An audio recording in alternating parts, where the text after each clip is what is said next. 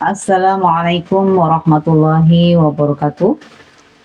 Kembali hadir kajian tasawuf dengan channel Pesan Bunyai tentang pentingnya ngaji ma'rifat. Tema kali ini yakni tentang akar perpecahan umat. Bukan tentang ayatnya, tapi sampai kepada level khotimnya. Perpecahan selalu terjadi setelah bukti datang. Allah sudah menjelaskan pola ini sejak awal, sebagaimana Quran Surat Al-Bayyinah ayat 4. A'udzubillahi minasyaitonirrajim. Bismillahirrahmanirrahim.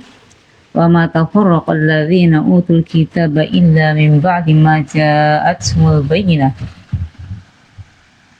Yang artinya, tidaklah terpecah belah orang-orang ahlul kitab melainkan setelah datang kepada mereka bukti yang nyata.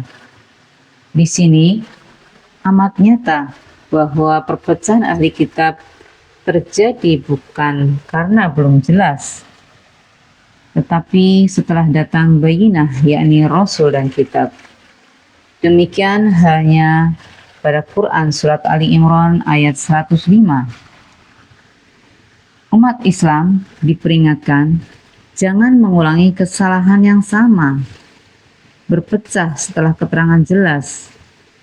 Lebih jauh lagi sebagaimana surat Al-Baqarah ayat 213. Manusia awalnya umat yang satu, yaitu umat wahidah. Perselisihan justru muncul setelah kitab turun, bukan sebelumnya. Masalahnya muncul setelah dalil turun, tapi diterima dengan hawa, kedengkian, dan ego. Sesungguhnya apa yang menjadi penyebabnya? Kalau dicermati dalam perspektif qadim, perselisihan terjadi karena memisahkan wahyu. Dalam hal ini, Quran dari dimensi qadimnya, dari ruhnya, sebagaimana Allah telah menutup celah debat dengan satu ayat kunci, yaitu An-Nisa ayat 82. Seandainya Al-Quran bukan dari sisi Allah, pasti di dalamnya ada banyak pertentangan.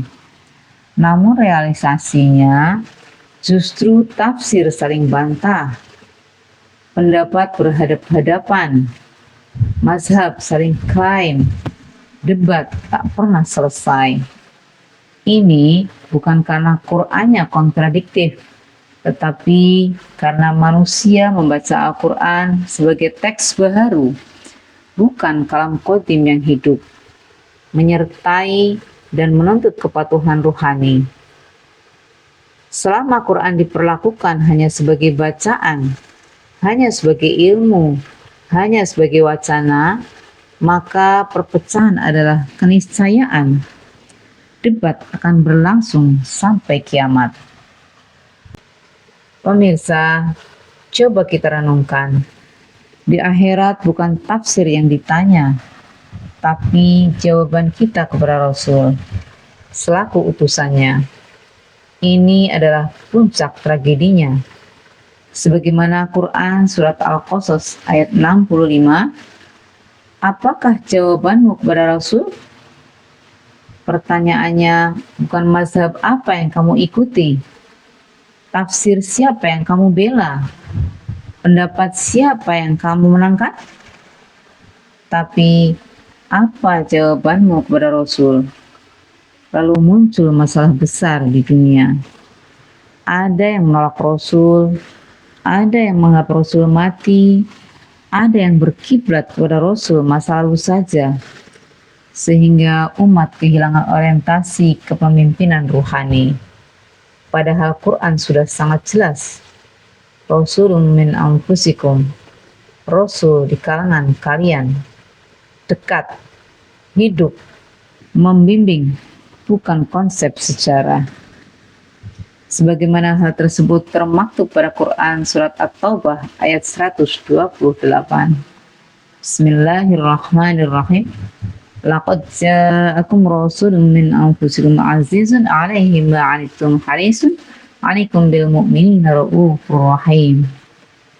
Sesungguhnya benar-benar telah datang kepadamu seorang rasul dari kaummu sendiri. Berat terasa olehnya penderitaan yang kamu alami, sangat menginginkan keimanan dan keselamatan bagimu, dan bersikap penyantun dan penyayang terhadap orang-orang mukmin. Pemirsa, sesungguhnya solusi Qur'ani itu sederhana, tetapi berat bagi ego. Kenapa manusia memilih jalan berliku? Berdebat tiada akhir? Karena tafsir memberi ruang debat, pendapat memberi ruang menang kalah, diskusi memberi ruang ego, sedangkan berkiblat kepada Rasul yang hak, menuntut tunduk, menuntut adab, menuntut mati ego, menuntut amal, bukan debat. Makanya jalan ini sederhana, ilmiah, amaliyah, tidak bulat, tidak ribet, tidak perlu debat sampai kiamat. Berdasarkan uraian tersebut, maka dapat disimpulkan dalam perspektif Qadim bahwa perpecahan tidak akan selesai dengan menambah tafsir. Persatuan tidak lahir dari debat dalil. Hidayah turun kepada mereka yang siap menerima, bukan yang sibuk berargumen. Allah memberi petunjuk pada siapa yang Dia kehendaki ke jalan yang lurus, sebagaimana Quran surat Al-Baqarah ayat 213.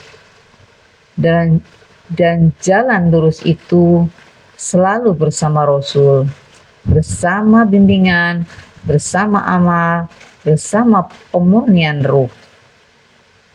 Demikian yang dapat kami sampaikan. Mohon maaf sekiranya banyak hal yang kurang berkenan dalam penyampaian kami. Ilahi anta maksudi wa ridhaka matlubi. Wassalamualaikum warahmatullahi wabarakatuh.